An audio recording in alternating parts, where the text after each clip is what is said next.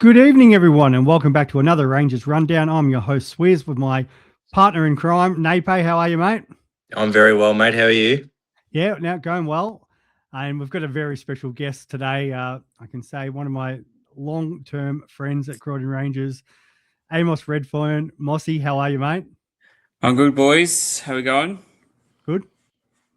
Very good. Stuff. Yeah, long term Swiss. 20, 25 years, 26 years coming up, something like that. Yeah, one of them probably were first mates through when I got to the club and that. And like to say we're still mates now. So, yeah, it's good. Correct. You're a very good egg, mate. And I'm glad to have you on here chatting absolute tripe tonight. But no, it'll be good. You've obviously had a long career with Rang, and we'll get into a lot of that sort of stuff soon. But it's a pleasure to have you on with us tonight. No, it sounds good, mate. Looking forward to it. Beautiful. Before we jump into all that, we do like to talk about the events and what's coming up. And there's been quite a few things announced, Nay, so I'll get this up and you can talk them through, mate. Yeah, so I've been busy on the socials at the moment. We've got Ladies' Day coming up, which strategically is on Valentine's Day. Always a good day for the ladies. They do whatever they want inside, sort of thing. Just celebrating the ladies of our club who let all the partners in that play cricket every Saturday. No, I love that, mate. So, yeah, if you've got a female friend who, or those ladies who are part of the club, like our women's team, definitely reserve and get down and let the club know you're going to come down for a great day on Valentine's Day. The next one up's the past players, mate. Yeah, on Feb 7th. So always good. I think we pretty much do this every year. Just getting all the old players down. Always a good day, and then always flows into the night because those boys end up having a few beers, and they tell some pretty good stories after dark. So always good. Always a really good night with those boys. Yeah, for sure. It's probably something I should have done over the years. I wasn't there, but no. Being involved with a couple past players clubs that are elsewhere and that, I know these things can kick off. I was just double checking to see where the ladies are playing on the Sunday because there might be a few people still there. Actually, it is a home game, so just you never know. We might have a few hungover people who just have crawled into a little space outside Shilcock and might have a little back up and watch the ladies play the next day. So that could be highly entertaining. Actually, we'll have the vets on because maybe a couple of the past players could just roll in and play for the vets that day too. Am I asking too much? Yeah, actually, that could be even our final if we make it, which we probably are. So, but we'll talk more about that later. And then the last one is the Prezzo night, mate. Yeah, Prezzo night, April 11th, which is good. Everyone's got their date early. It's always good. Back to the country club this year after a couple of years off. They finally let us off the hook after a couple of years ago. But it's good to be back at the country club. We love them, and hopefully they love us still. Yeah, thank you for hosting us, country club. So I'm sure it'll be a great night. So April 11th, put that in your calendar, lock it in, and it should be awesome. Haven't had a look at the footy fixture for that yet, but I'm sure that doesn't clash with anything important. Doesn't matter about my boys these days because we're awful. Just gather around, mate, and it's only Hawthorn and the Bulldogs. So perfect, mate. Gather around. The best team going around playing. Someone's got to support them. Go, you little doggies. Oh, all right. Well, while we're talking about things about happening around the club, we'll before we get into the great man, a couple of little things I'm going to share as we like to stitch a few people up. Firstly, I actually took the dog down to Shilcock this morning about 7 a.m. in the morning. Had a bit of a walk around and ran into good old Richie Tate.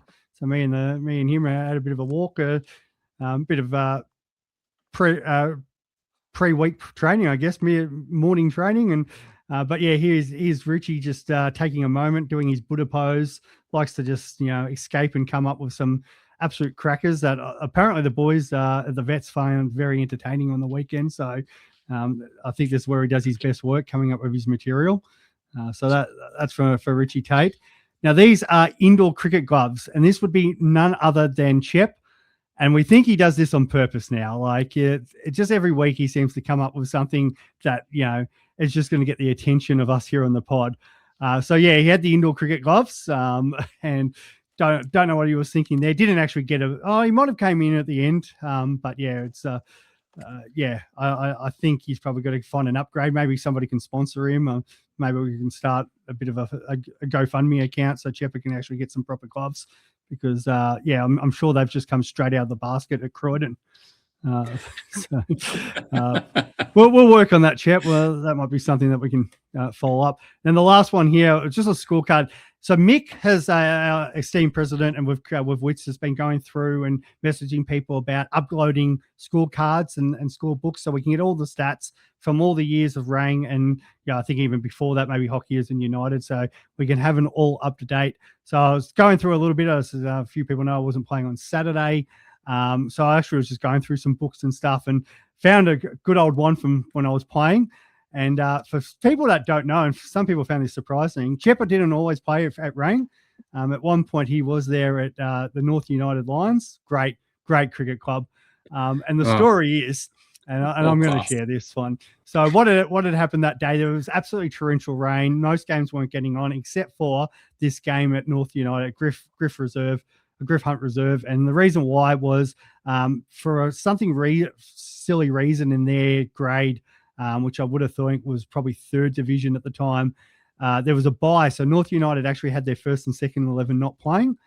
So they pretty well stacked their thirds, except for their captain, and then sent all their players, including a guy named Ivan Shepper, who was apparently playing ones for them at the moment, as he reminded me that, I was a ones player. I was going, yeah, and you're playing threes against our fifths. I was playing fourth, but one of our guys pulled out. So Spanner sent me down, said, rock up there, rolled up, parked my car. I don't know which teammate it was. He opened up his car door and slammed it in my car by accident. So that was a great start to playing down the fifths. The first, as I said, all the other games have been washed out. So a lot of our ones players came down and told him what their ones players, what they thought about playing in this game. It got a bit fiery on the sidelines. I think we made, whatever we made on the first day, maybe 4 for 100. We've come out and we ended up making about 160 the second day. They've had to chase it down, and I've taken 4 for, and we had them 7 for 140 before they got the job done, which was a shame, because obviously playing up against pretty well, I think there was 5 or 6 ones players from them. But if you pause it, you'll see about halfway down there's I Chepper batting there, and yours truly just decided to knock him over and give him a bit of a send off. So Chep wasn't too happy when I actually brought this up. He was like, just reliving in the past, you get a ones player out one time and that. But Chep, I told you I was going to bring this up, and I'm pretty happy about myself with that. So we know we love paying out on you, mate, and it's just another reason to pay out on you. Swiz, I reckon I played that game as well. I reckon you probably actually did. And copped all mother of sprays from Brad Wood. Yeah.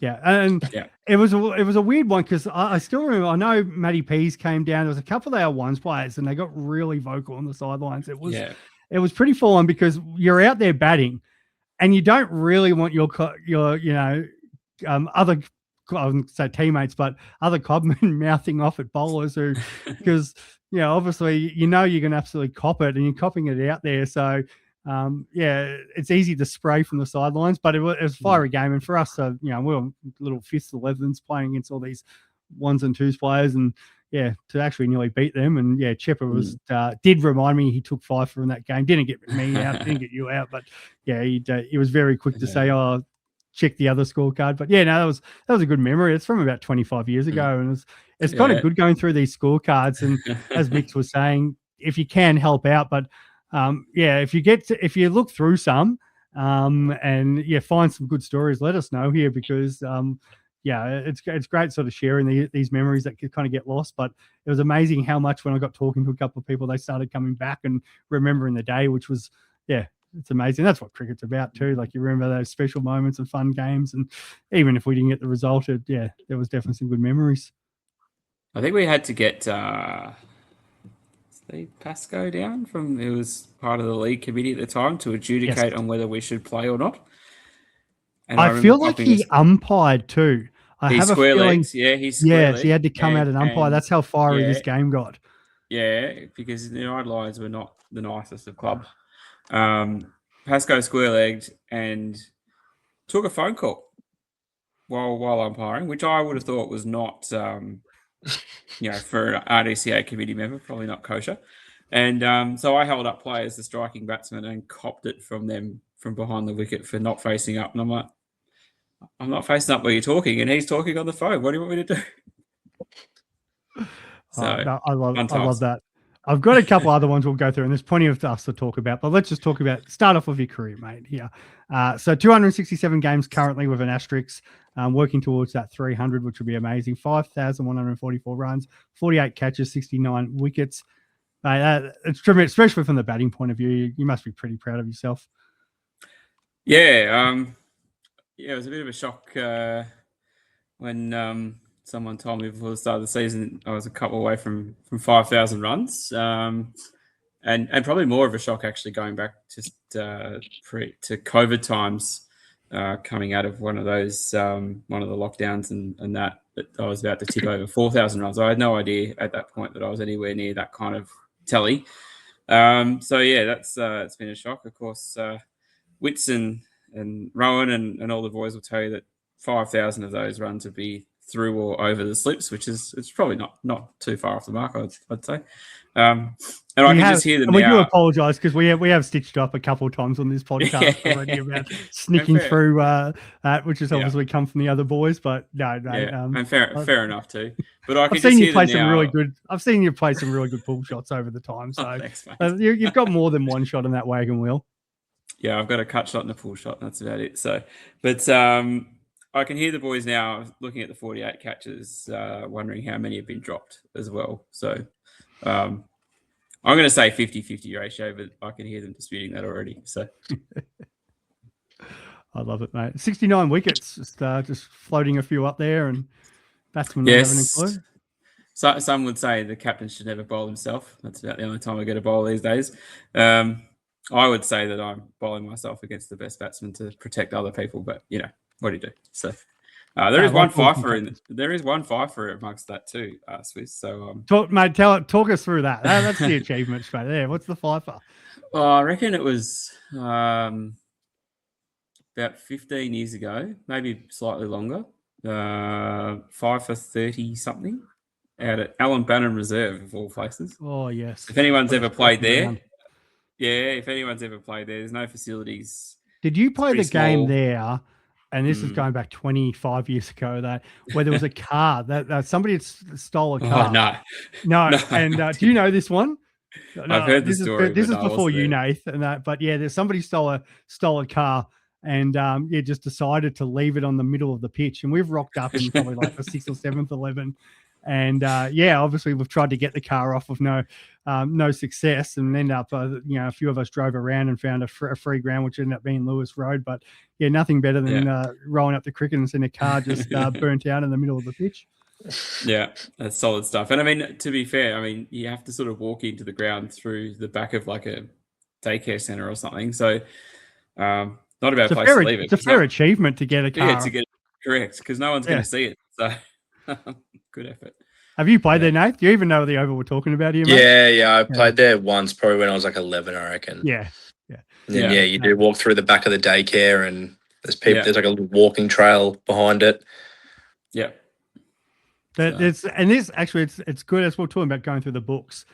If you've got some good memories of some of the grounds that our club used to play on, like especially the lower grades, if you're a ones player looking at this, where you guys are just looked after, you get facilities, you get afternoon tea. It's not about you guys this right now. It's that if you used to play ninths at Rain, we want to hear from you. We want to hear about some of the absolute little postage, can I swear, shitholes that you guys would have played on, because geez, there'd be a few stories.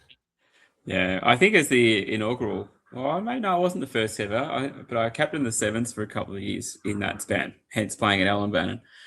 And we used to play on some fucking dumps. Alan Bannon might have been one of the better grounds in those comps that we played in. So anyway, that's what makes cricket too. Like, Nathan, you probably remember more from a junior point of view, but.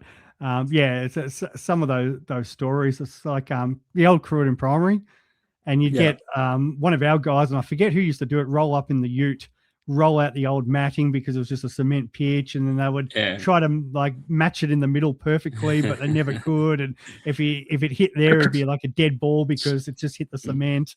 Cricket used to be interesting 20 odd years ago. I know this is a Rangers podcast, but if you can indulge me a second, going back to hockeyers days, my brother Gus, who we all know and love. Well, some of us do. Except for if he's dropping you as chairman of selectors, but outside of that. He made a double ton at the primary school for hockey as fifths, I think.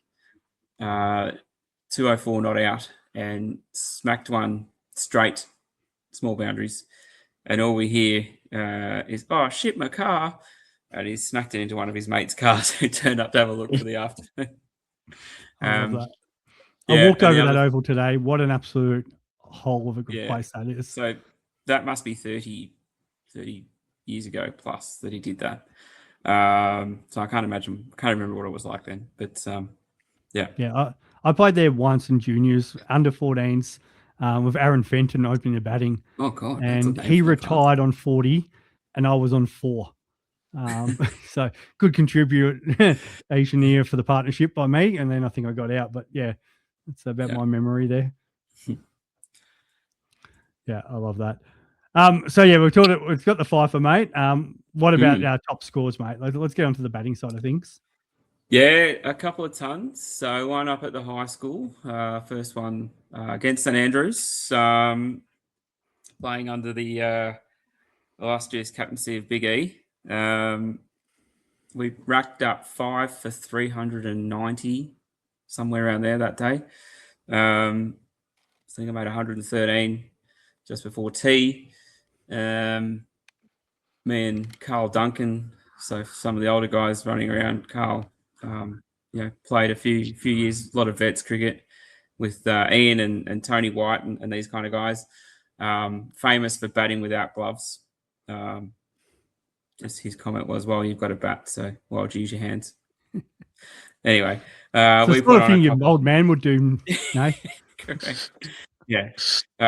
We put on a couple of hundred, and St Andrews are pretty shitty, which is always good. And then late in the day, Scotty Pantlin, who has come through our club and been at Warrenwood and a couple of other places, came out. He would have been 13, 14 maybe.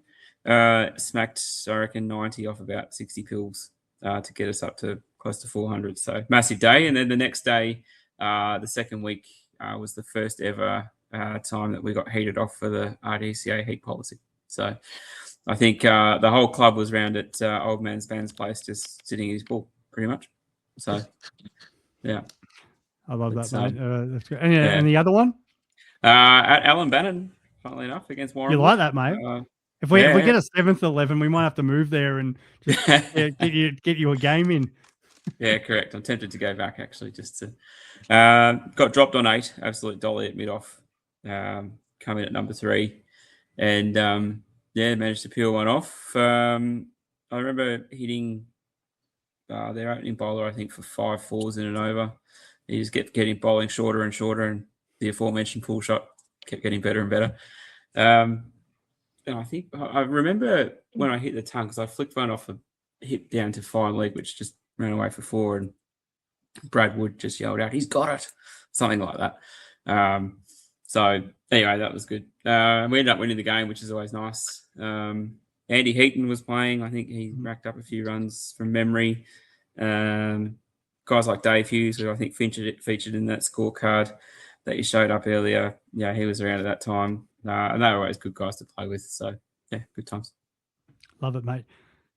Should have probably tried to chase up those scorecards, but I did chase up. Here's one. And you know the one I'm talking about here. It's funny when we were going through this scorecard with a few people, even the great man, Billy Stafford, was like, well, that's got to be Gus that I was batting with. And as you were told me very quickly, I put on 200 nearly with the guy, and he didn't even actually know he was batting with. So Exactly. This was a fifth 11 team, and a few people going through and going, geez, that's there's some interesting names in here, like Binger batting at 3, Jamie Aspel, Steve Coleman had an absolute stellar year that year. think there was a He one-day game had where an eye like a dead fish. That bloke. He he just did. I see him around sometimes down too. And whack. shout out to Colg. So I think he got, and he'll correct me on this if I get this wrong, but it was 188 or 189, I think, in a one-day game. 189 at the high school. Yeah. It's Nickname of boobs. Yeah. So ridiculous. You go through it, and you got Cliffo, obviously myself in this game as well. Graham Hanlon, great man. Yep. And the amazing Ryan thing Maudsley is down the bottom there. we've hit 278 and we've lost by 161. And I know we were talking about this the other day, mate. Can you share the story? Yeah, so I reckon this was an Australia Day weekend game against Mooroolbark at Kaloran. Everyone's favourite. 100%. And day one, we lost the toss. Mooroolbark batted. It was 44 degrees. And that's no lie. A lot of the guys, Peasley and a few others who listen or watch this podcast will remember playing in the ones, I think, at Warrandyte that day. Dean Barber. And I'll butt in 2 seconds. I remember at Parkford the first time we had it heated out, and it was 46 degrees, and that was that horrible day with the bushfires and the Black Saturday. It's funny when I talk to people and go, what's the hottest you played? Because a lot of it now we're talking about potentially getting heated out on the weekend, and it's 38. Yeah. But this was dead set 44, if not, and that was 44 in the shade. Like if you're out in that middle, correct. that was And Kaloran was a dust bowl as well. Anyway, Johnny Matthews was captain of Mooroolbark that day. He's a great man, Johnny. And Blair Fitzgerald was keeping. I reckon he swallowed a fly because all of a sudden he's just kind of collapsed and flapped his arms around. And Johnny's called us in after 40 or 50 overs and said, "Righto, boys, that's enough. This is too hot. Let's all go home." And they had one bloke who made 197, I think. One of my 48 catches. Thanks, long on. And then we batted the next week and what he made 260, which would win most weeks, but still lost by 150 or something. So, they've put in 55 overs. I think they put up 400 and something. Cliffo cracked it. Absolutely cracked it because we went off early because he was cost him overs bowling. I feel like I kept it under the ton. I think I bowled 8 or 9 overs, maybe 10. Went for 90 something. Might have taken a couple, but the ground was it lightning. Wasn't pretty. Lightning. You're anything under 10 and over was probably good.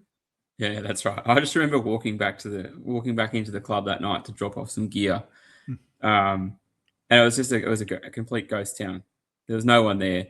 Everyone had either finished up for the day and just gone, right, where's the nearest swimming pool or pub or both. So, I think that's probably the hottest conditions I've ever played in from memory.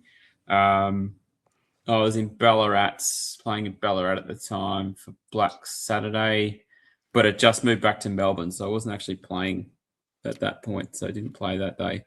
That's clearly easily the hottest day I've ever had. Yeah, for sure. And it puts in perspective when you see these temperatures in Dubai and India and when they're playing out there in test matches and go, geez, how you handle it? And go, if I had to back up and do 5 days of that, that'd be brutal. Have the paycheck back. I'm good. I'll find another sport. Thanks, lads. Correct. What about you, Nate? What's probably the hottest you've had to endure? I reckon it was 40 degrees. We're playing at Stinton's Reserve. I would have been about probably 14 or 15. And obviously, if you know Stinton's Reserve, there's no trees around. And Dad was captain, won the toss and bowled. And I said, "What is wrong with you?" And then I think we rolled him for like 80, and then we won the day. We won the game on the first day, and then the next week got washed out. And he said, "Oh, we're the only game to get a result." And I said, "I still don't care, mate." I said, "I nearly died that day." So that was ridiculous. And I still tell him about it now, and he goes, "Oh yeah, but we're the only team to get a win." I said, "Yeah, what cost, mate? 11 blokes nearly dropped dead." I'll make a confession there. We were playing Berwick's Freeze, obviously at my old club, and I was captain. And I know exactly the day you're talking about because we did the same. I won the toss, and we had a bowl and did the same thing. Rolled him for about 70 something. Had 12 overs to chase, and I think we fell short by about 6 or 7 runs.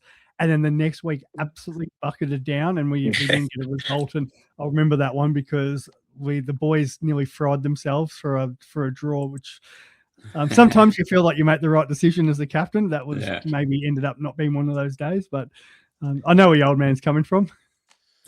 Yeah. Still recovering now, I reckon. My super coach BBL team is always bowl first, so it's the good advice. Mate. Well, so we had that one. Obviously, that's a great one, and this one just stitching up another one of our current teammates now.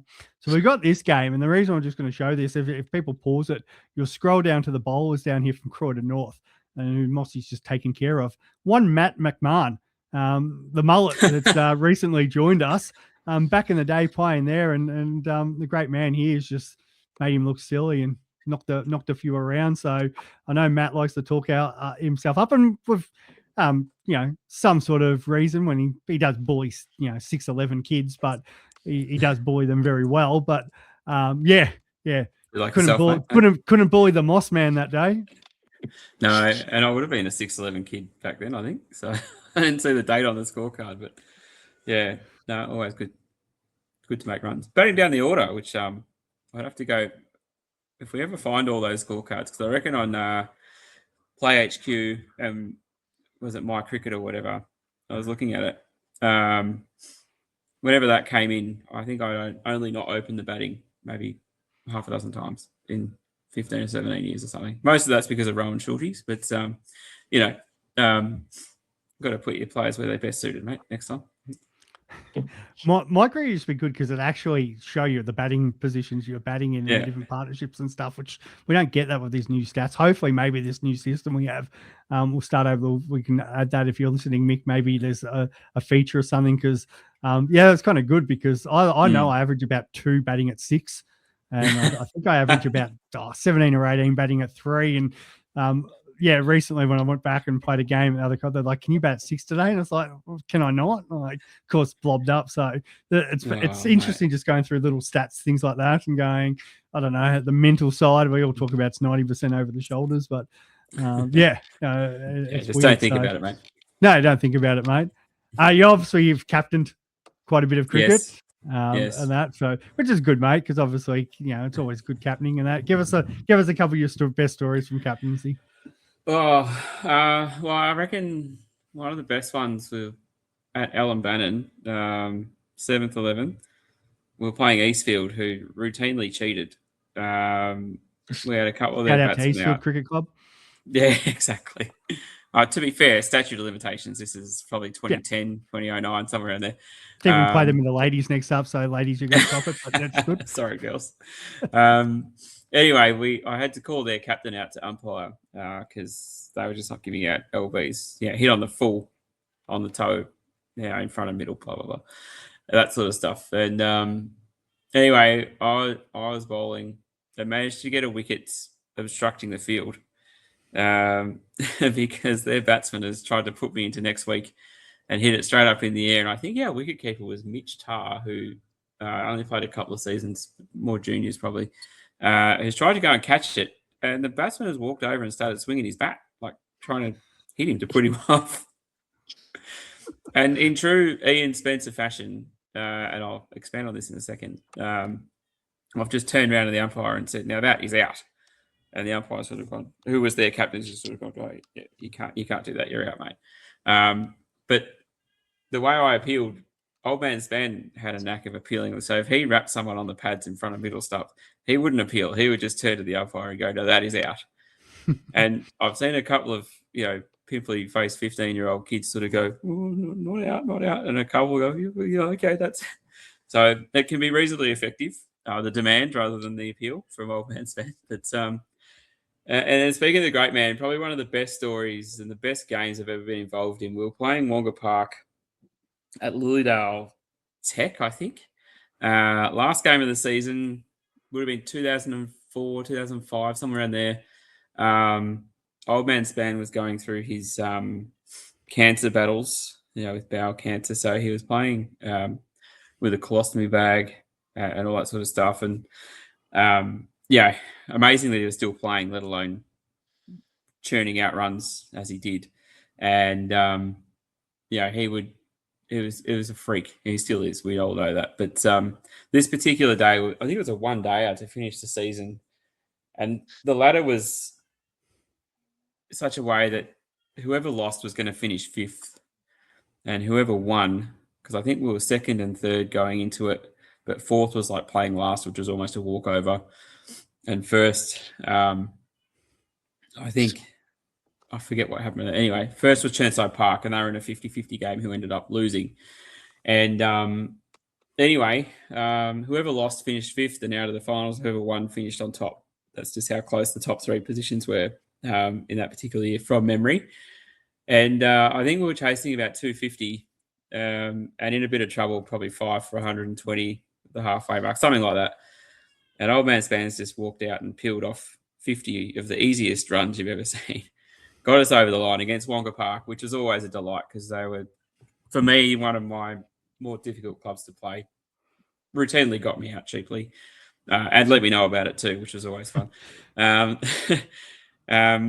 Anyway, to get one up on them was probably the best feeling ever. And then, to captain the team in a home final on the main oval at Silcock twice, 2 weeks in a row, we lost to Chermside in the opening final, and then had to play a prelim against South Warrandyte. And we were lucky in that I think that season we had the 3s, 4s, and 5s all get into the finals. I can't remember if the 3s and 4s made it through the grand final, but they certainly got to prelims. And our game went right down to the wire on that Sunday afternoon. I think we finished, 6 o'clock-ish, whatever time it was, but there would have been 300 or 400 people there watching. It felt like anyway. Because the 3s and 4s had come back from their games. We had South Wanturna supporters all over the place. And Pumba, great man that he is and was much loved by all of us, was brought on by yours truly as a last-ditch effort to get the last wicket.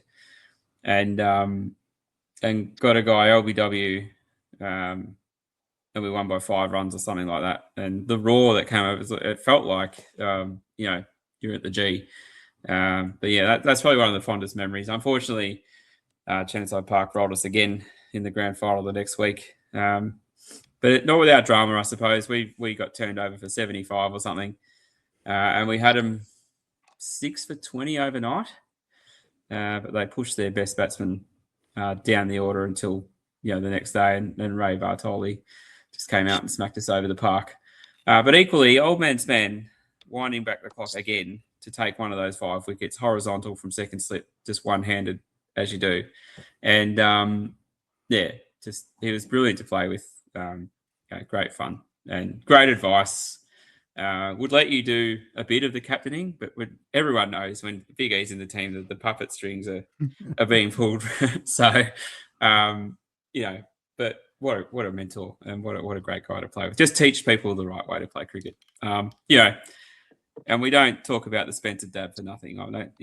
I joke about making a bucket load of runs through and over the slips, but Ian did it deliberately, whereas I was just lucky to get it there, to be honest. So, great times all those days.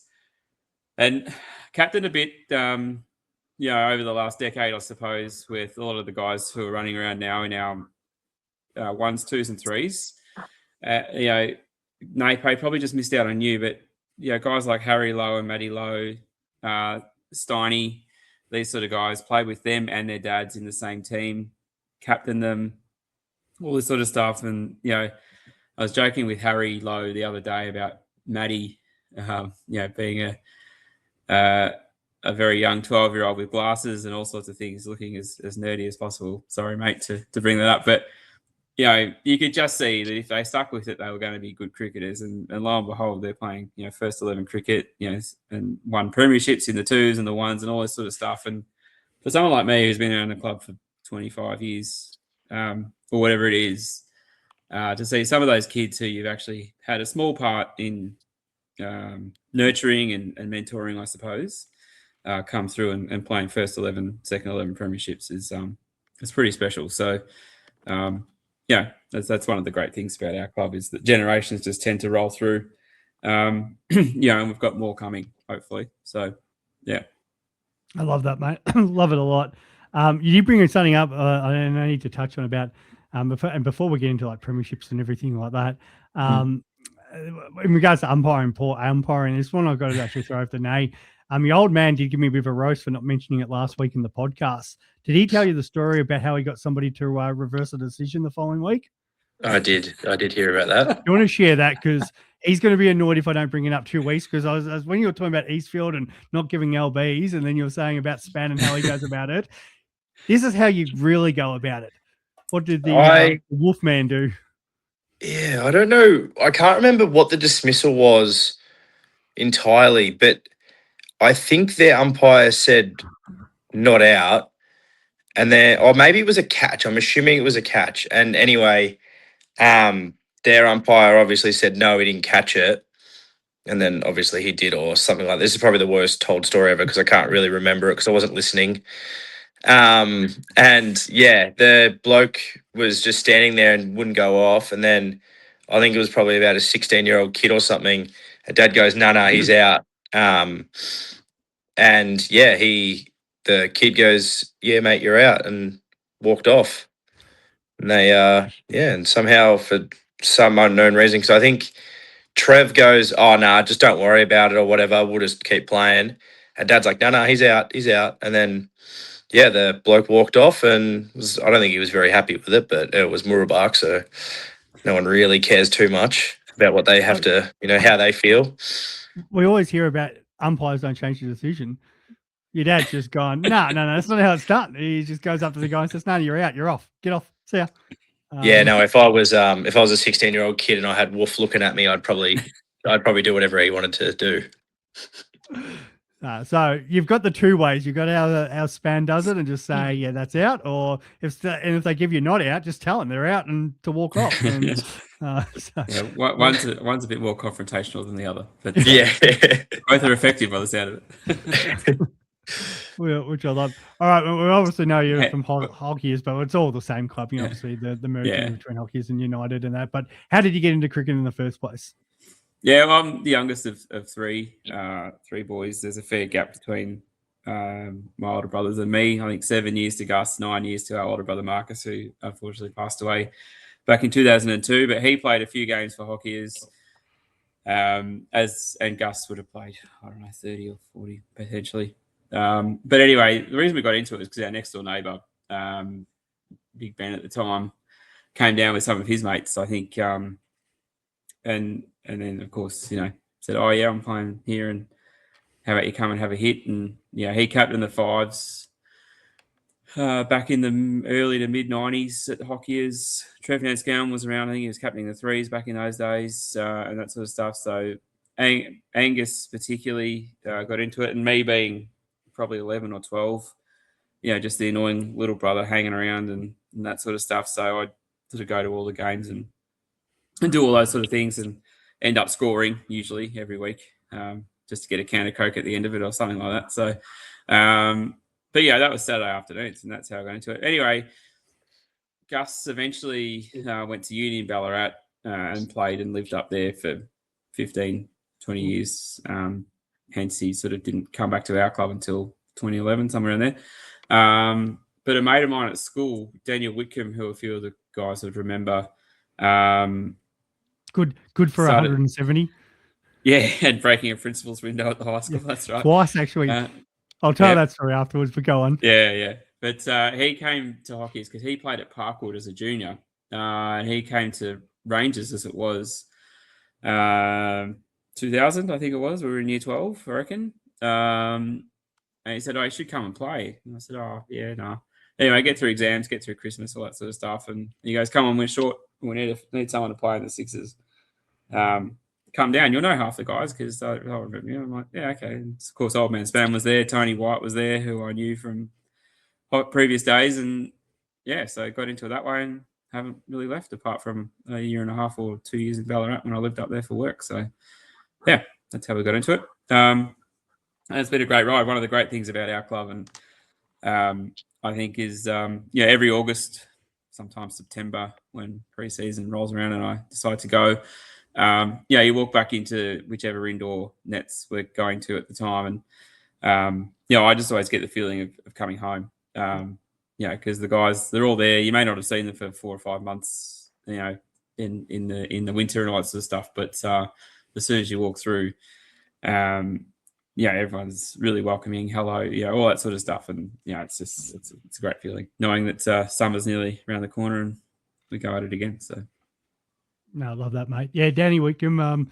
There was a game there at the high school, and we've been playing six. It would have been the premiership year that I was in. it was, and, and he's smoked one through the principal's window when it was Croydon High School, and obviously the building went a bit further around, and it was spanned. It took a bit of time.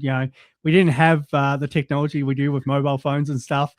We still had them, but couldn't just sort of go searching numbers, and it took a fair bit of time and find the number, and finally called the school and said, "Oh, by the way, we just smashed one of your windows." Rah, rah, rah. Yeah. Hangs up, and literally 30 seconds later, puts it in the window next to it.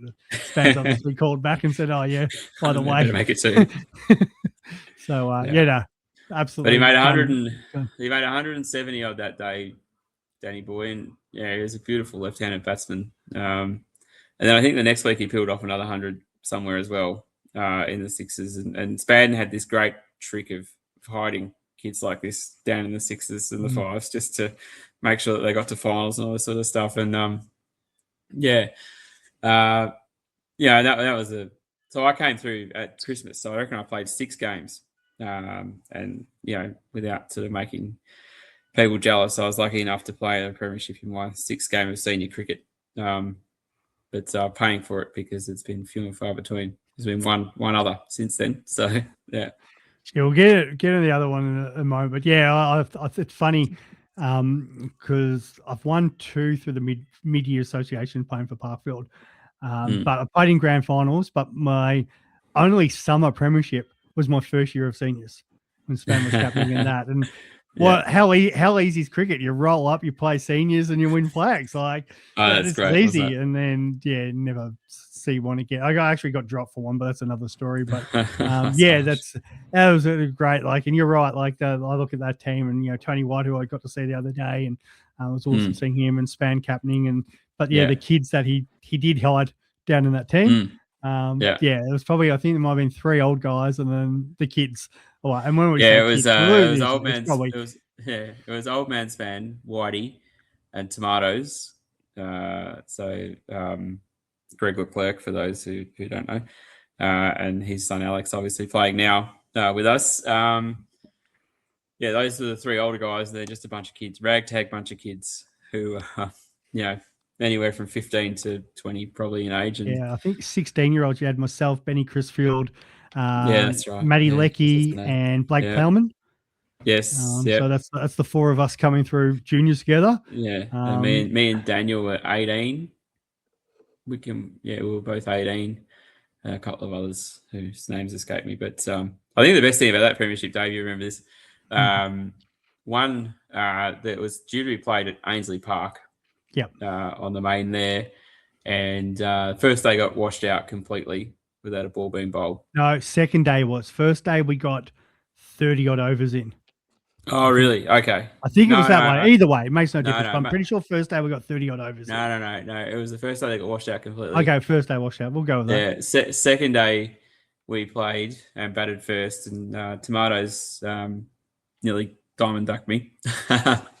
Great start to a grand final. Good start. And anyway, we were 2 for bugger all. Spanner and Whitey put on 100 and something to get us into competitive total. Against Wonga Park, which maybe is where who hadn't lost the game all year. I think the only time they didn't make under about 400 was in the one day against us, which they absolutely smashed us at the high school anyway. So we've gone through the first 2 days. Well, it had to be day 3. The problem was the council fixed the ground up for footy. So they put dirt over the pitch and all that sort of stuff. So it ended up the final day was at Kilsyth at Pink's Reserve on the background there. And, Whitey took 5 for, I reckon, and got 4 LBs. Yeah, and they're all their batsmen coming off the ground. I've never been given out LB all year. I was like, oh, no shit, you were making shitloads of runs against everybody then. You get a neutral umpire and Anyway, we won by what, 20 runs, 15 runs, something like that. It was Maybe, pretty yes, close. 15 or 10. So Yeah, what, and yeah, so that was awesome. And I think the best part of the day, and I don't know if you remember this, Dave, but we had the best and fairest count Yeah, that night 100%. at what's that place on Yeah, not Marinda Highway, not maybe? Montrose. No, it was No? what's the one in near Montrose, York on the Litter, That's it. in the That is right. function room downstairs. Yes. And because we were so late getting there, everyone had already turned up, and I think we just got a standing ovation walking in with the danglers around the neck. So that was pretty awesome. And me and Dan Wickham were taken aside by the likes of Tony Salai and a couple of the other ones players at the time, and said, "Righto, you boys are the only two on this table who are 18, so hop into it, boys." My recollection of that's third day. Wonga Park had all 6 teams in the grand final. They had the party bus set up, so they had a bus there for their celebrations to go back to their club afterwards. And obviously, not only have we battered the overs, because they just had to play for a draw. They get the actual flag.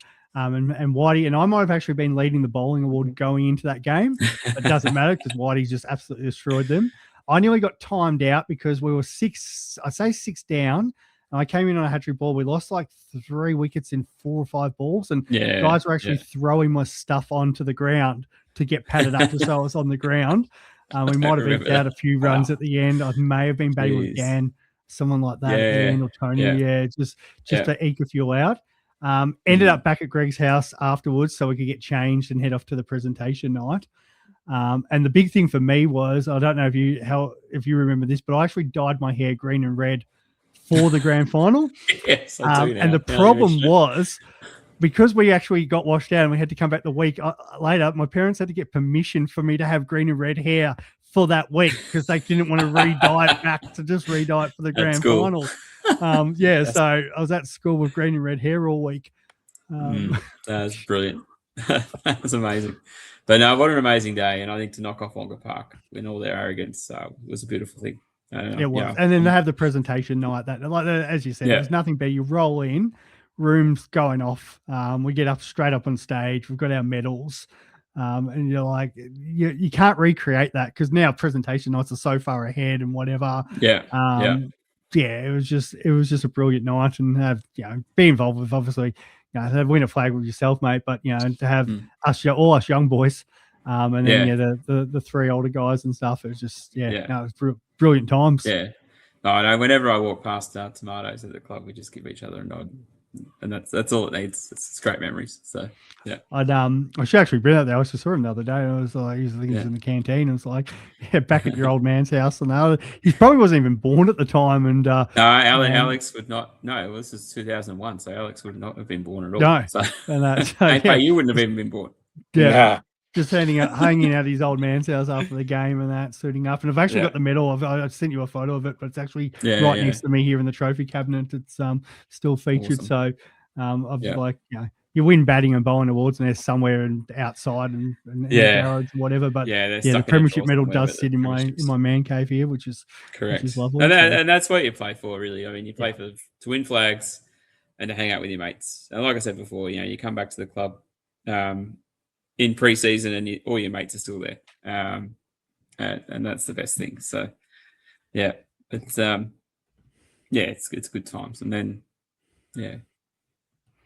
brilliant, mate. It's it was great. Even so, like Tony White coming down the other day, and I hadn't seen the guy for maybe back then from the premiership. So, just sort of reminisce about those days. And as you said, I've completely forgot about Tomatoes. And but you sort of, I was going through that scorecard and looking through some of the guys and going, what a great team. The other one, mate. So 2012, 2013. Third 11 won the flag in the Ian Spencer Shield, so that made it doubly as special.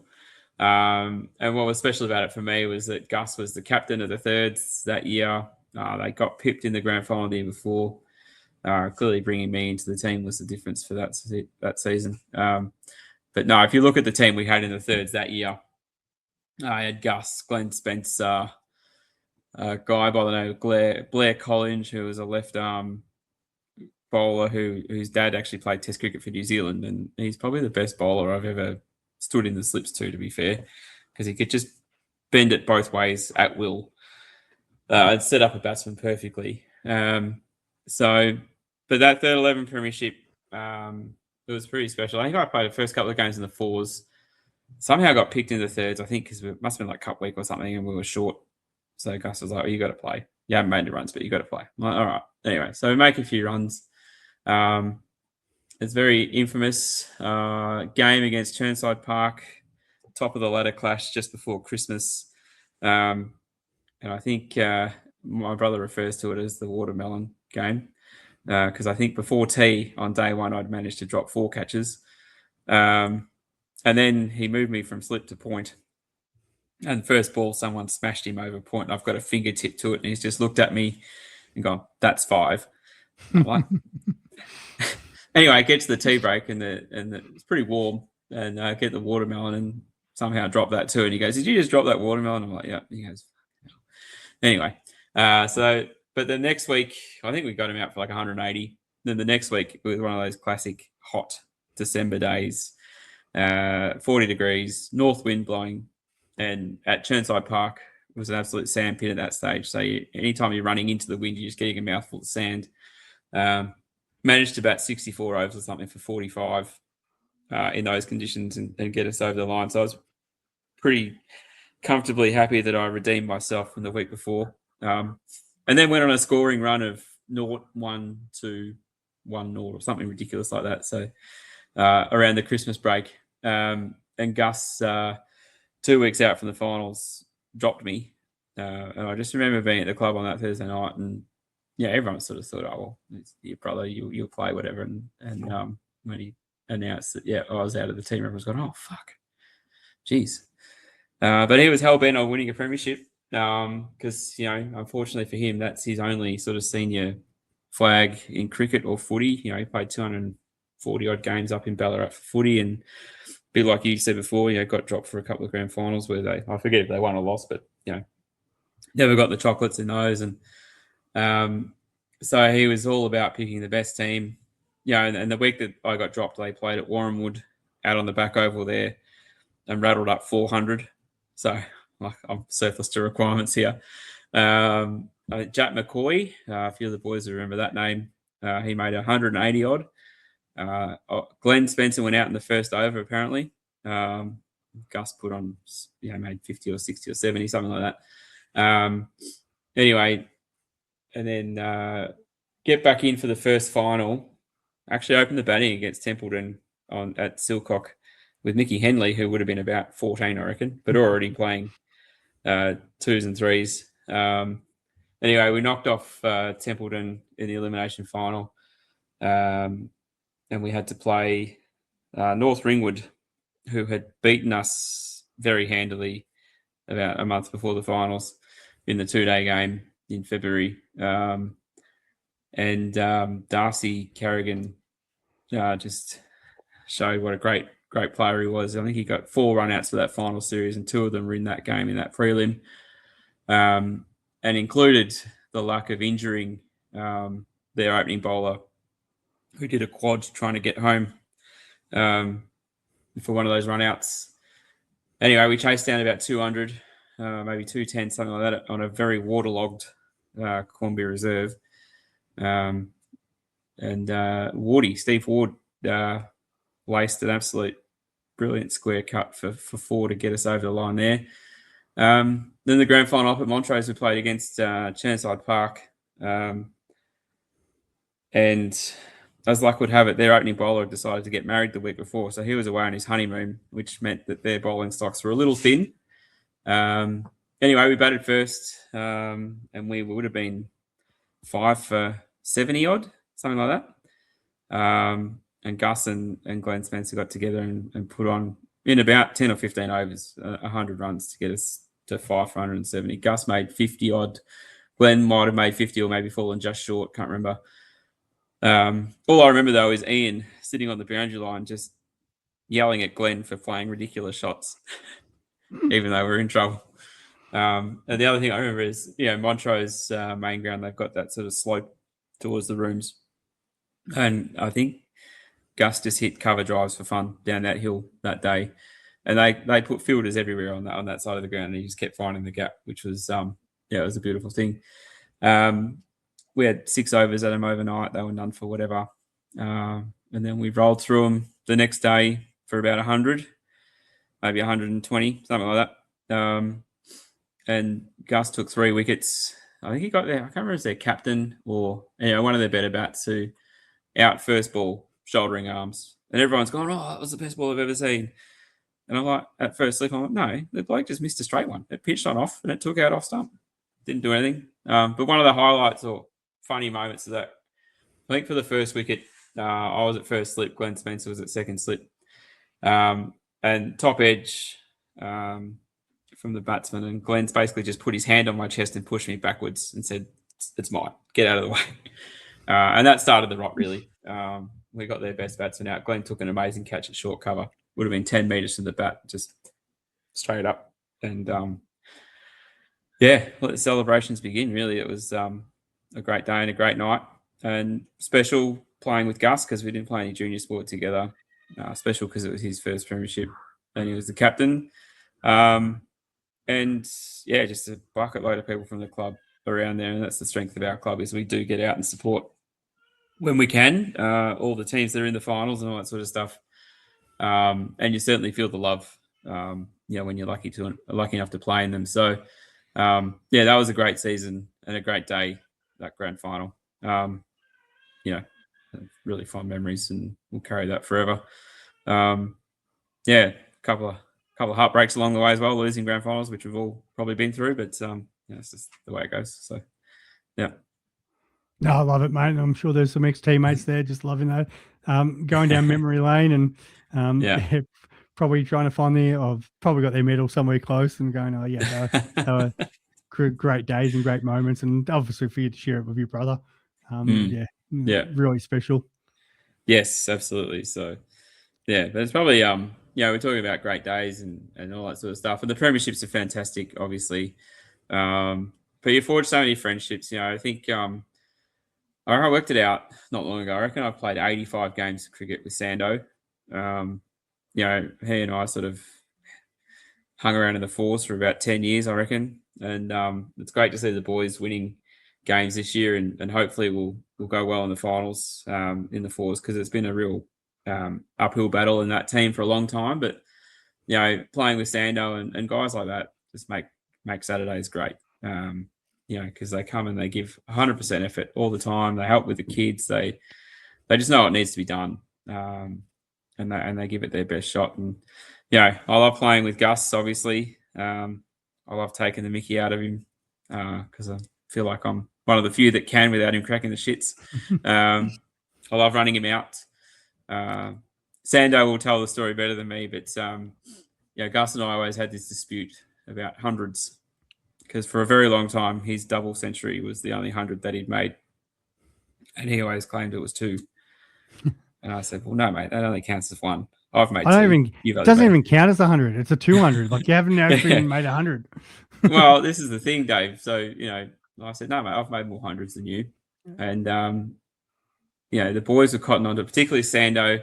And whenever one of us was close, they'd whip it into a frenzy. And, you'd be playing at separate grounds. I think Gus made 3 90s in a row a few years back in the 2s, maybe 10 years ago or so.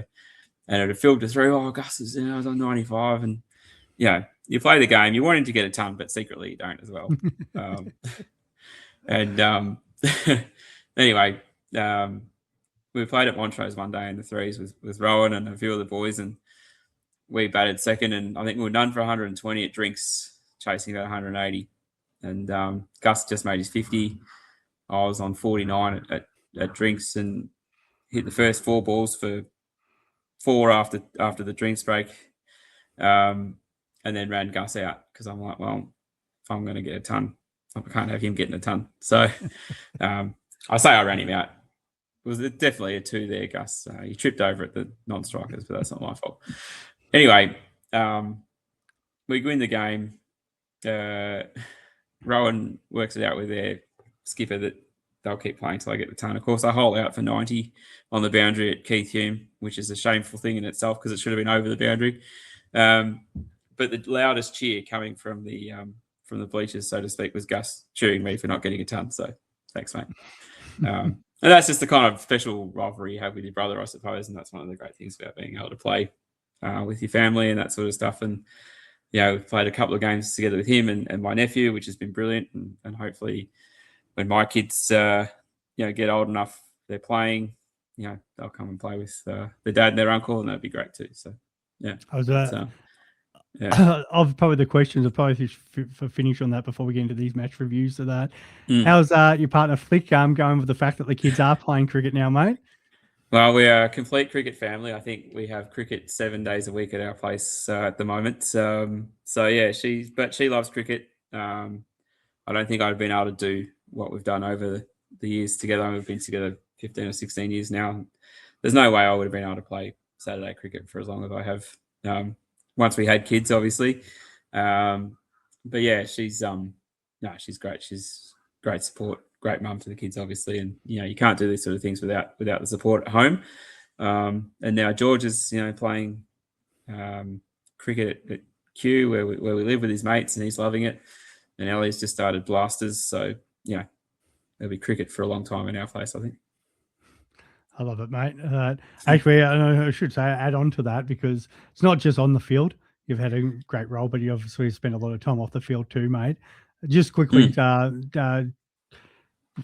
talking about how did you get involved in those off the field roles, and what kind of, I guess, maybe advice for people who are maybe considering helping the club off the field. Absolutely. Yeah, well, we all know that every club, local sporting club, no matter what sport it is, needs volunteers. I think it would have been Brent Crosby was president when I put my hand up to go on the committee. And it was part ulterior motive in terms of sort of some professional development for myself, as well as wanting to help out the club. I never felt like when I was younger that I was capable of helping out. But then as you get older and get a bit more confident and understand how things work, then, you're like, well, why shouldn't I put my hand in and help out? So, under Brent, I think he was president for the first 2 or 3 years I was on general committee. And then Steve McInerney was president for a year and became treasurer, and Paul Trousdale was president for the remaining time that I was on the committee. So it was probably 7 or 8 years, I think, on the committee. I think the best piece of advice is, put your hand up. The club will never say no to assistance if you can help out. And that's any club, not just our club. For a long time at our club, a lot was left to too few, and even before my time on the committee. And we still see the help that Ian and Billy Stafford and these type of guys who are, 70s and, in their mid-70s probably these days, still helping out around the club. So the club's never going to say no. So just have a chat with the president or someone, who's on the committee about, what can you do? And then the other piece of advice, I think, is you've got to, and it's hard to recognize sometimes, but you've got to know when it's time to step off as well. Because you do get jaded by it. And that's not a bad thing. It's not a reflection of you or anyone else. It's just a fact of life. You get, things going on at home and all those sort of things. So don't be ashamed to sort of say, look, I can't do it this year. But equally, in the first part, to get started helping out with the club. As soon as you hear Mickey, Henley or Peasley or Witts or someone ask for help with something, just put your hand up. And whether they accept it or not, they'll know in the back of their mind that, you're keen to do something. Because Witts has been on the committee probably a bit longer than I was initially, and now he's back on the committee as vice president or secretary or whatever he is this year and last year. So, and Peasley's obviously been on it for decades. But it can't be the same coordinator when I was coaching. Yeah. So and obviously we know I've been away from the club for a long time. So that's great, it. So great man, so and it can't be the same people all the time. You do need turnover for fresh ideas and all that sort of stuff. And I think that was great timing when Mickey Henley came on board and brought through, a younger crew who had fresh ideas and all that sort of stuff. And the club's obviously gone from strength to strength under his leadership, and it's been brilliant on the field and off the field. So, but the first key thing is when the shout out for help goes up, put your hand up, and people will take notice of it. So, well said, mate. I love that. Nath has popped off and that he's just caught up with doing something else at the moment. So as you and I, mate, we will go into these match reviews. We will start off with it with your boys on the weekend. So talk us through it, mate. Yeah, tough day at Templeton.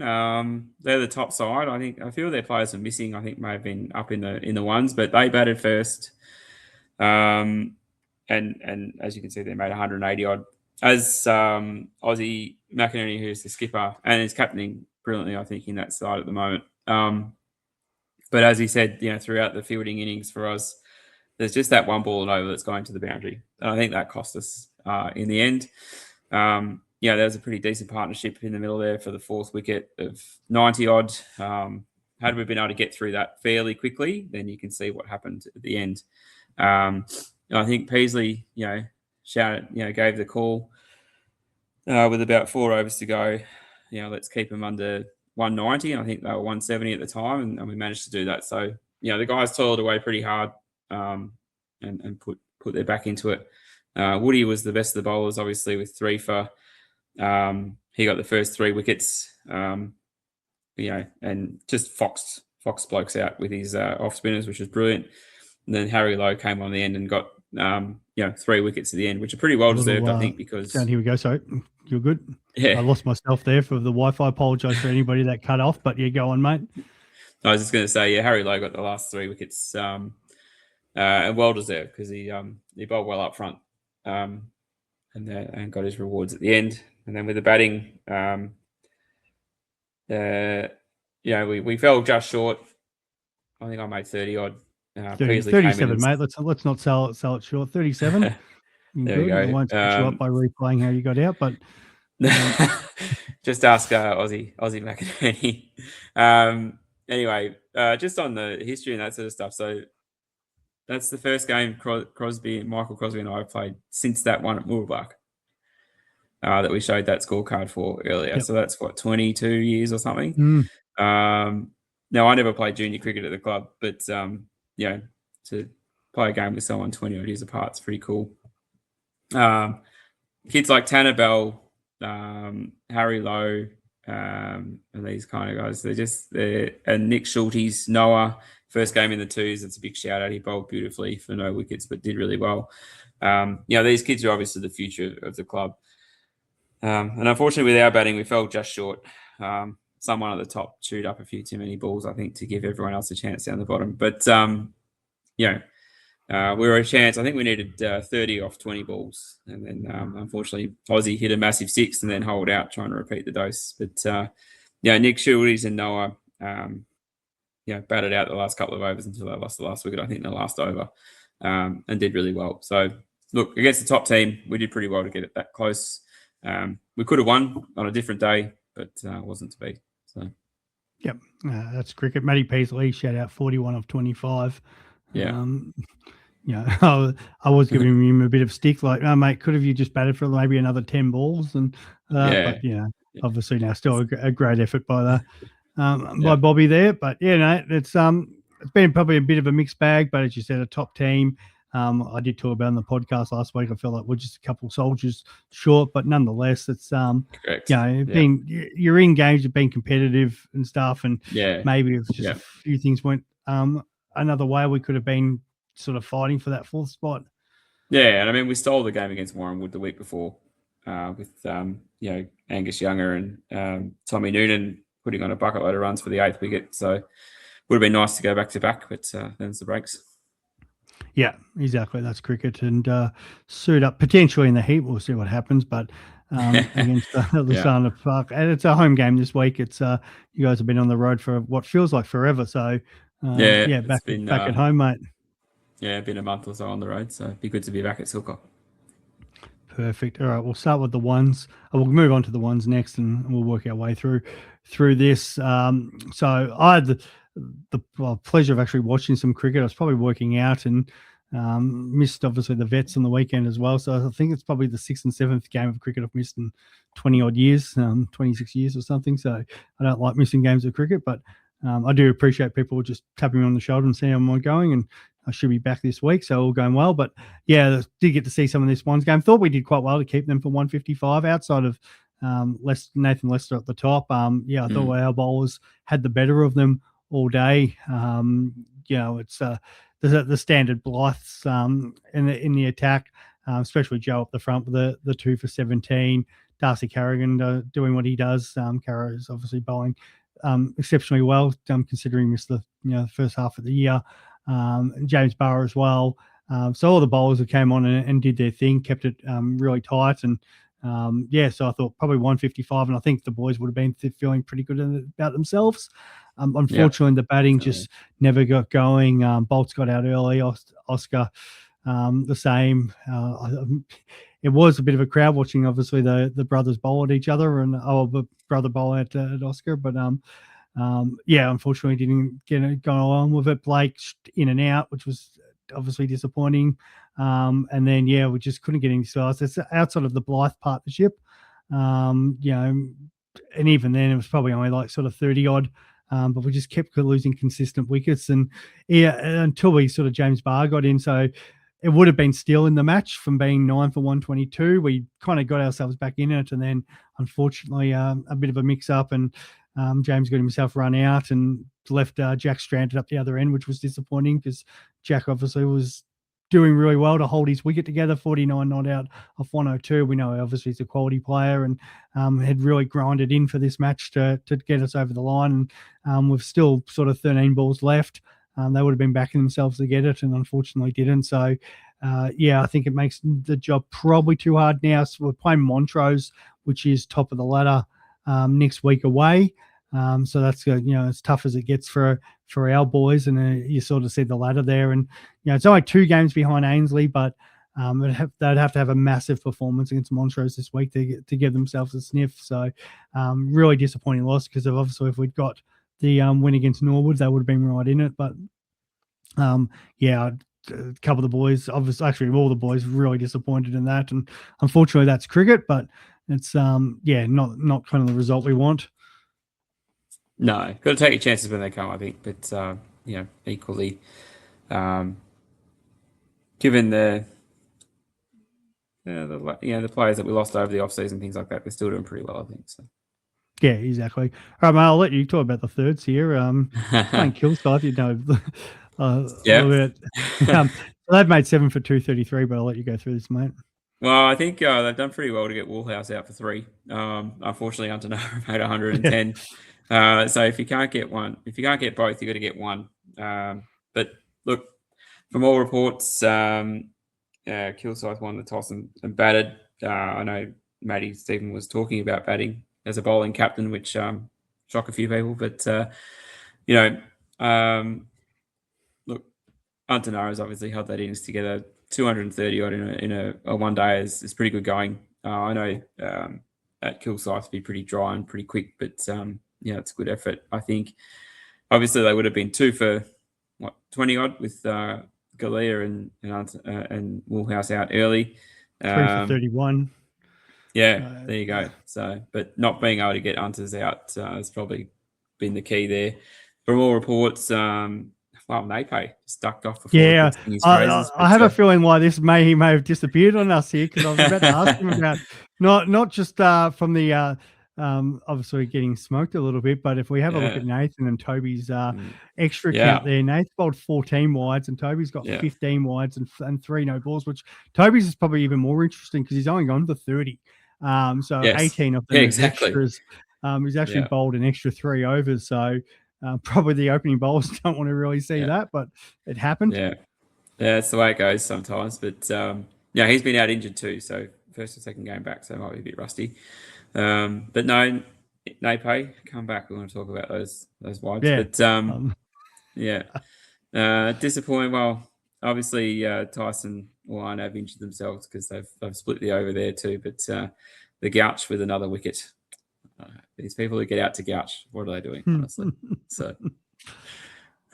But the boys have done all right in the chase, considering we were in a bit of all sorts of. Well, we got a little bit of a partnership that second wicket, but there was some obviously wickets going. But yeah, we'll keep going. I was speaking to Gouch after the game, and 38, and he said he was on for a ton. And the bloke who caught him out, juggled it 4 or 5 times and somehow hung on to it. So Gouch not a happy man. Matty Van Duffen. Matty, just go out and have fun with the batting, mate. Please do yourself a favour. Don't worry about scoring. Just have fun. And then ducks in the middle with Moods and Lockie Tawney, unfortunately. Someone told me skipped over your brother there, mate. Yeah, that's fine. Someone told me that was Lockie's second duck for the day in juniors as well. So and I think maybe the first bowler in the and he's been obviously carving the juniors.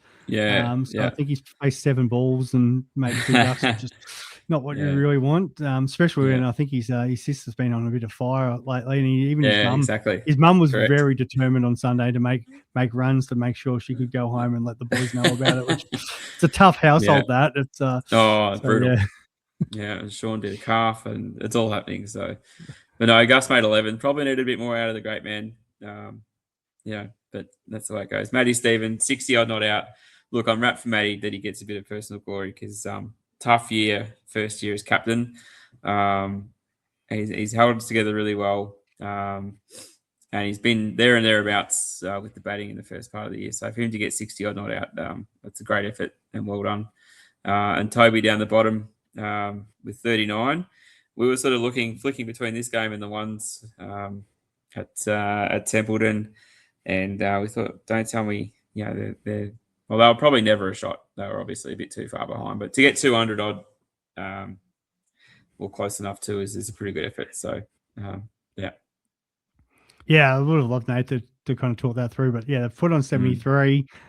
Great effort by Tobes, obviously coming back there, and Matty. And realistically, talking to a couple of the boys afterwards, it was only Hunters. Like, look at that. He's taken 3 for 9 off 8, and he's made 110. Like, you take him out of the game, and we probably win that one easily. So. 100%. And that's twice. I think he might have played 3 games in that grade this year, 3 or 4 games, and he's played against us both times and absolutely stitched us up something chronic. So we know he's obviously a quality player. And it's a great experience for our guys to play against it. But we just got obviously find a way to counter. And because it's Robert Hutchinson's there. I think he's old man's Les, who I used to play with. So rings a bell that name. Sort of growing up there. Those boys, so no, unfortunate for the boys, but just gotta. Sometimes you get these good players coming back through the grades, and you've got to find a way to counter them because they just have a field day. Yep, exactly. Sure, all right. Well, the fourth 11, and what do we got here? That obviously they've been on fire lately. They were playing Montana. I did watch quite a bit of this game. When I was walking through the grades. It's a top of the table game. It was top of the table match. And I thought from the bowling performance, we were right in this game. So we got the they haven't put the 4 wickets in, which it's quite annoying. But outside of this this guy who's made 79 not out, once they got William out, I felt like the wickets just kept tumbling. Staff coming on and just bowling little short. I can't even call it an offies because I don't think they turn. And they were just feeding, so all 3 have been caught by Sean Tawney, I think. 2 of them were caught by Sean Tawney.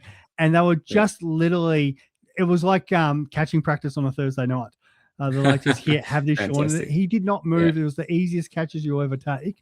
And they just kept doing it. And the boys came off and going, oh, geez, like they were making Staff sound like he was Nathan Lyon bowling out there. It was just, but he got the job done. And maybe the boys do need an extra slow bowler because the guys in the 4s had no idea how to play that. I thought maybe we're probably just a bit too one-paced on that. So, the bowling figures, well, they've put everyone in there. But, Staff's obviously the standout with a 3 for 36. James Duke was good, really tight, 4 maidens up the top for the one for 17. But the problem was, those last couple of partnerships with that with Paul and Simon there.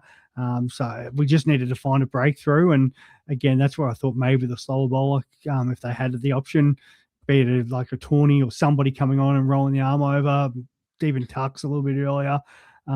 Because they just got up to that 197, and pretty well much anything that was getting over the top was just going for 4. So that second ground, the south ground, is lightning. And then it just didn't get happening for the batting top order. We have a lot of bats in this team, showed by the fact that Trev's batting down about 8. But the problem was a few of our guys just didn't get going. So Sean 3 Tawny, run-outs at the end. What's going on? pulling the calf, that probably wasn't the start we wanted, and getting staff out. No. Tux and Chrissy Noonan were in, and just needed them to get going, and unfortunately just couldn't. And then all the boys, we've got starts, and that Sando at the end, 32 for Sando. Nice work, off 21 balls. So probably needed that aggressive strike rate. But it's I know, talking to Tux, it was probably hard to sort of work out how they were going to do the batting order, because they had so many options, and unfortunately it didn't kind of work out the mix that we got together. So good team, Wanturna. The boys, they've got some massive matches. We were talking about this last week. They've got Hillsville, which is actually their third 11. They played Wanturna's first 11. The boys would be looking to bounce back against Hillsville because they are down low in the level. But like, they were the 2 games clear of 5th. Like, we wouldn't want to be dropping anymore. We've probably got to get that win there, and see how important it was, because we had the opportunity to stay not only with Wanturna, but keep up pace with Warrandyte. So probably disappointing.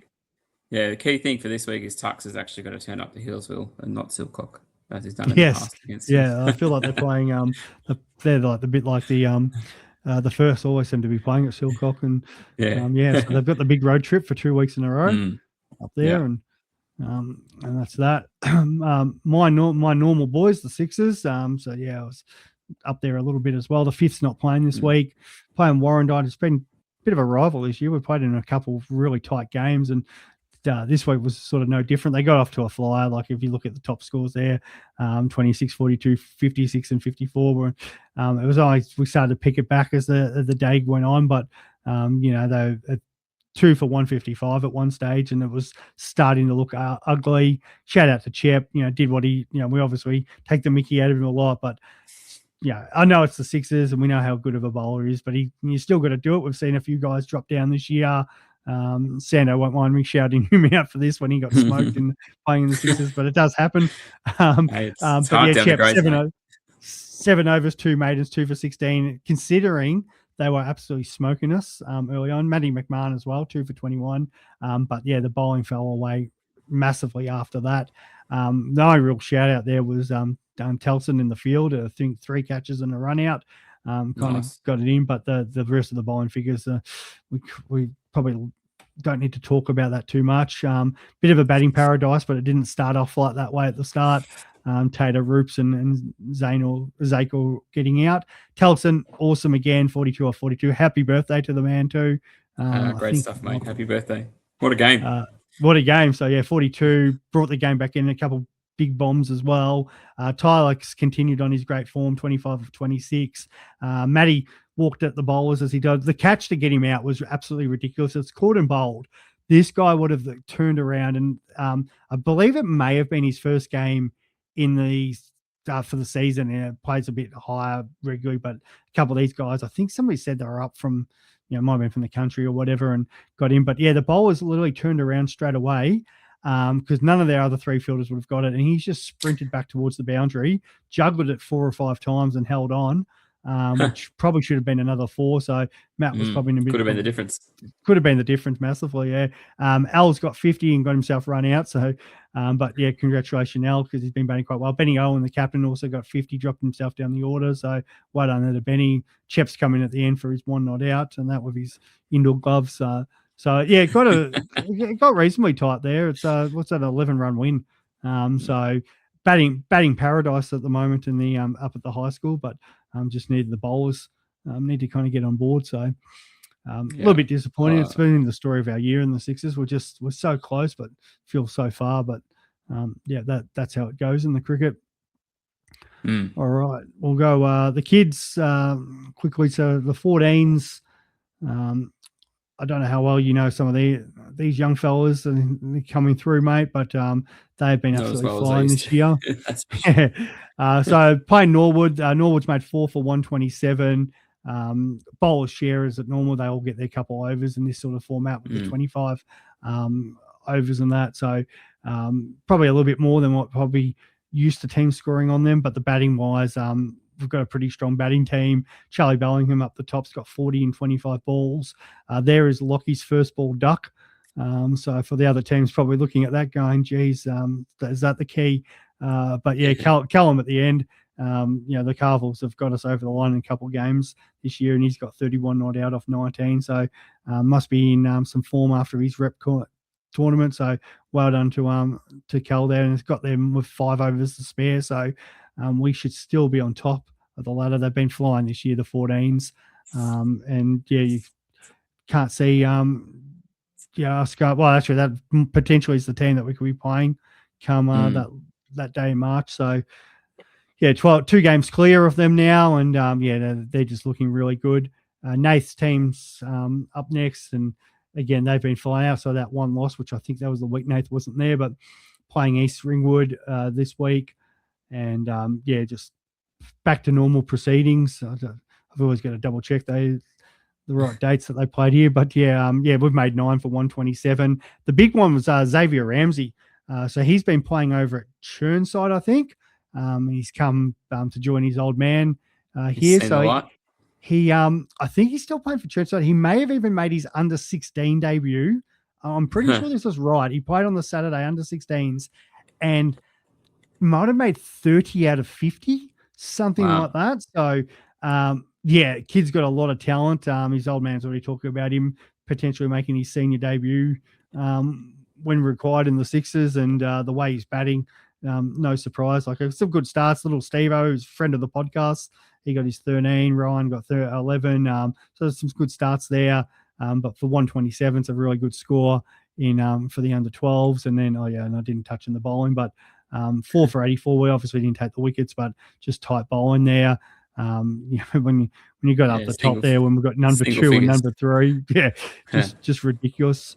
And especially when like number 3 and 1's a wide, they just can't hit them. So, it's great to see the kids flying. Obviously the kids are always going to be the future of the club, and we're way ahead there in the under 12. So, outside of a big brain fade like they did a couple games before Christmas, we should be pretty right there. But anything can happen on any given day. And the other under 12 side they didn't play last week. They're back this week. Got an away game against Mitcham. So good luck to the second 11. And I might get you to cover this one, and then we'll go into the women's to finish off. So we've got 2 games. We finally got a Vets game. Yeah, second game for the year. Is that right? Second game of the year. I've missed both.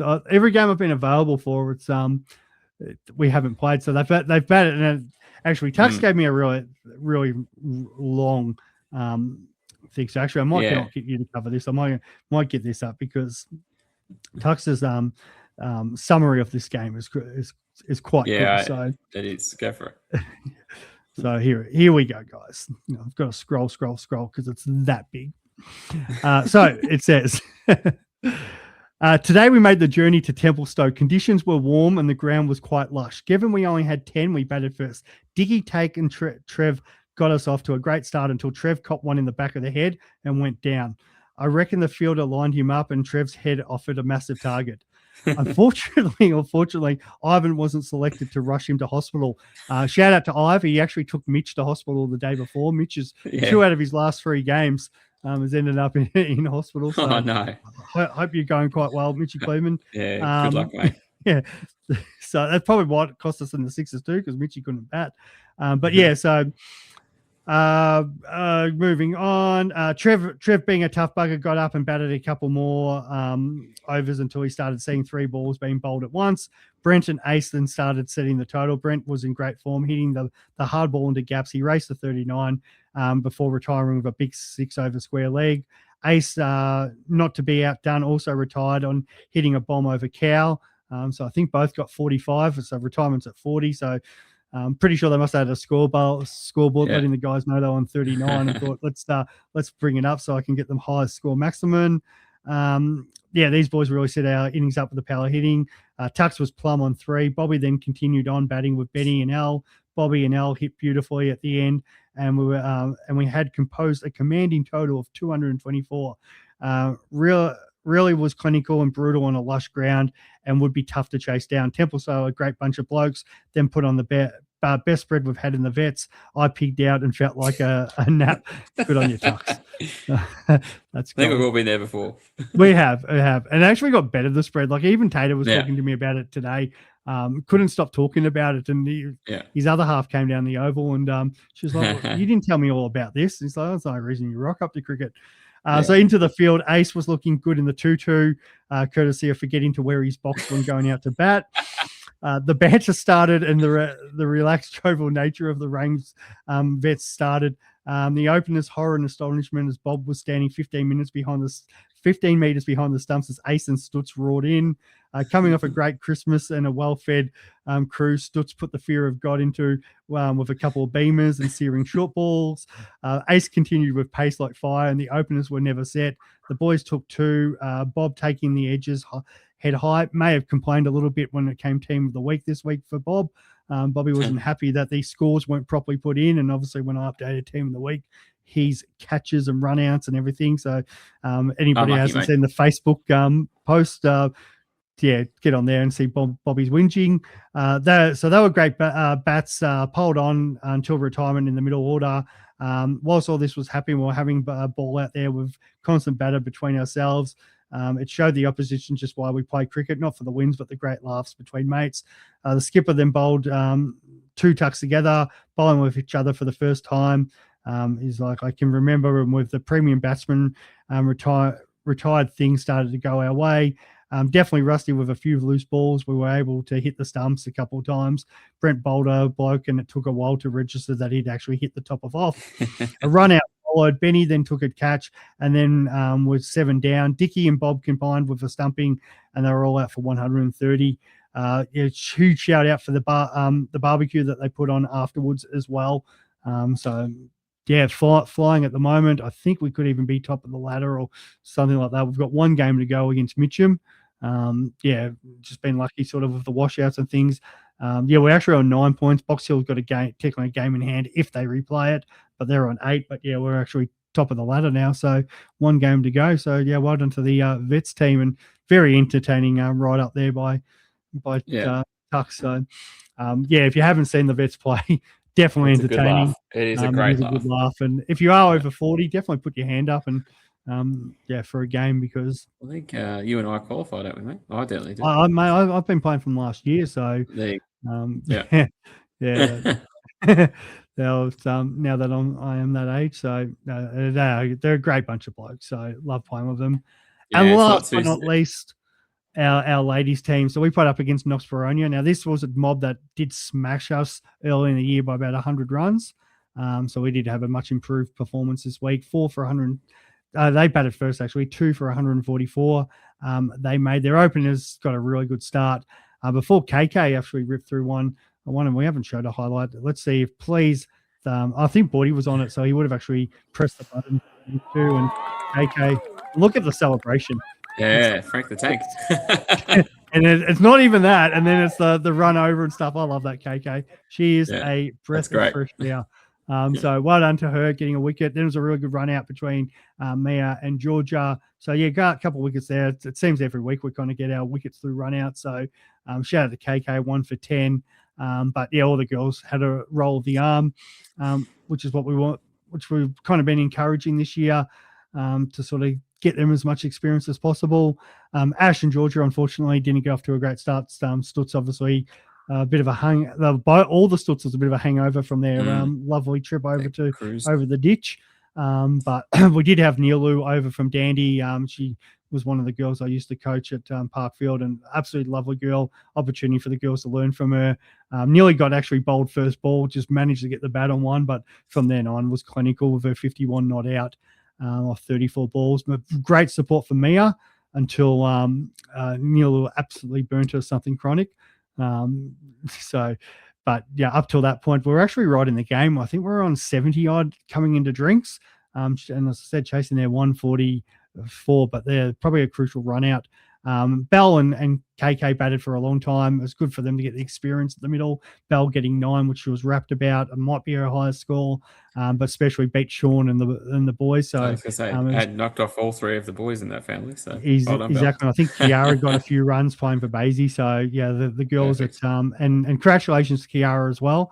So she did win the premiership, part of the premiership team for the RDCA women's side. The girls' side for the under 17s or 18s there, and only not the RDCA winning the title, but Kiara was batting 3 in the grand final. Did put up a decent score as well. I think she got 23 or 25 and set the tone. So awesome for her, and well done to the Tawnies. And then KK as well, 7 not out. So just she keeps improving every week, as do all the teams. So unfortunately didn't get the result, but I'm pretty sure they're sitting on top of the ladder. And as I said earlier in the year, they absolutely smoked us. We're finally getting the games against the teams sort of closer to us on the ladder. So after the Aussie day break, we get St Andrews and Eastfield. So I think we'll be looking forward and actually seeing how far we've come playing against those teams, which would be great. Yeah, it's great to see. I know when we were back on committee years ago, we tried as much as we could to get a women's team up, get women back to the club and all that sort of thing. And it's brilliant to see it finally come into fruition, and hopefully goes for years and years and years and years. So that's awesome. No, brilliant. Mate, any final thoughts as we wrap up tonight's podcast? No, mate, it's been a pleasure. We've been prattling on probably enough, but always happy to talk about some great times and great memories and a great bunch of people. So anytime. I knew it was going to be a long one, but it's great because it's the amount of people actually tapped me on the shoulder on Saturday and said, geez, last week's pod was short. So they can't complain this week. It's we have apparently a few people who do a bit of driving and whatever, and we need the podcast, so it'll be a bit longer. So good person to have on. No, Mossy, you've been a great servant of the club, and obviously a great mate too. So love having you on. Thanks for Nath for jumping on while you could, as always. Definitely blocking those events as we talked about at the start of the podcast. Ladies' Day, past players coming out. Be great to see some of the past players, obviously from your and my era. And all the other guys who can get down there and support the day, and we'll keep chugging along, and hopefully we can get some wins in the heat. And if it's not this week and if it gets called off or so bad, and we'll come back the following week and do it all again as we always do. No worries. Look forward to it. Thanks, Dave. Thanks, Mossy. Thanks, Rang. We'll talk to you soon.